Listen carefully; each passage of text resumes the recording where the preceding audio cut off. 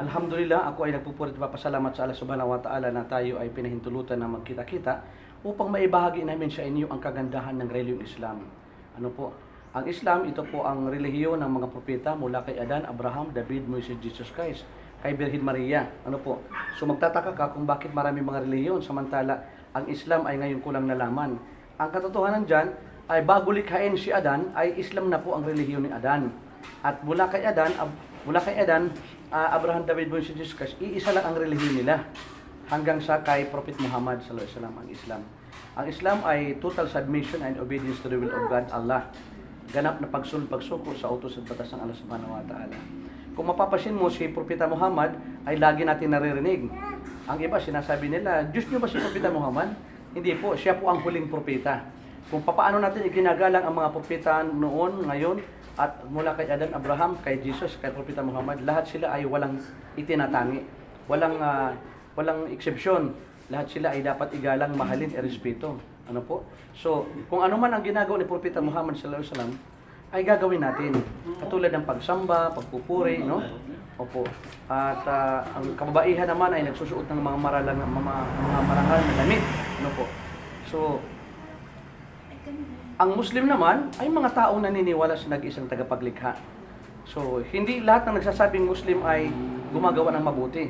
Kasi sila ay mga tao rin sila. Pero ang pinakamainam sa isang mananampalatayang Muslim, yung totoong naniniwala sa nag-iisang tagapaglikha at gumagawa ng kabutihan. Yun ang totoong Muslim. Kumbaga sa Christian, a Christian is someone who follows Jesus Christ.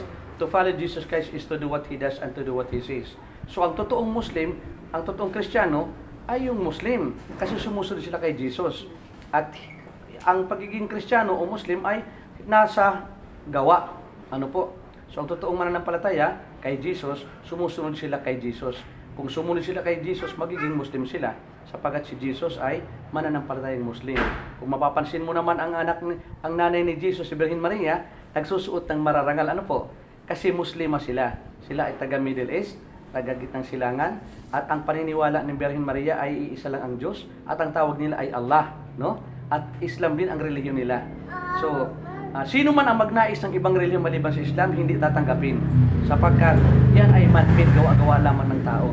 So, ang aprobado at perpektong relihiyon ay Islam lamang.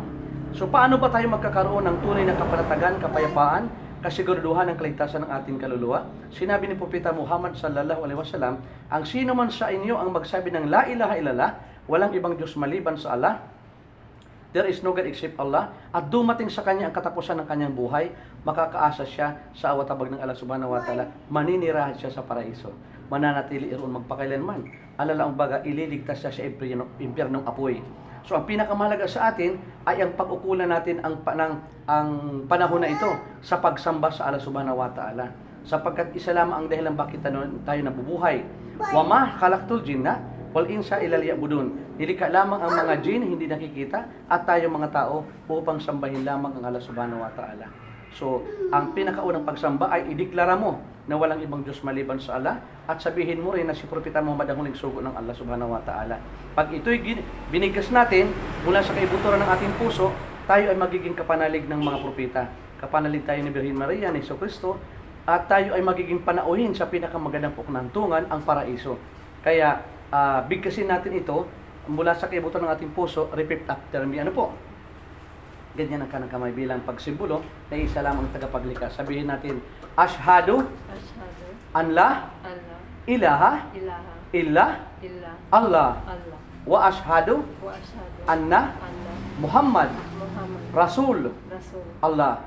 Ako'y sumasaksi at naniniwala na walang ibang Diyos na dapat sambahin maliban sa Allah.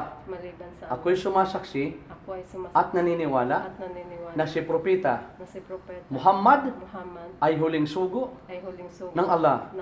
Takbir! Ibig sabihin ng takbir, magbunya ang Allah ay dakila. Allah is the greatest.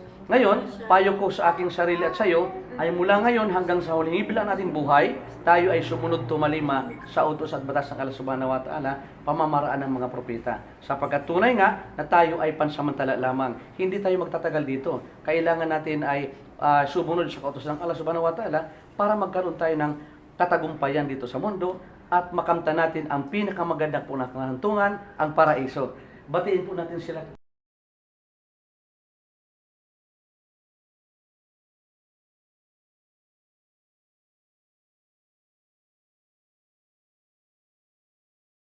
Yes, very good. Bilang kapanalig sa pananampalataya, alhamdulillah. Very good. Masya Allah, alhamdulillah. Oh. Ramdam niya talaga yung pagbabalik Islam niya. Oh. Umiyak siya. La hawla wala quwwata illa billah. Purihin ng Allah. Masya Allah, masya Allah. Sige po.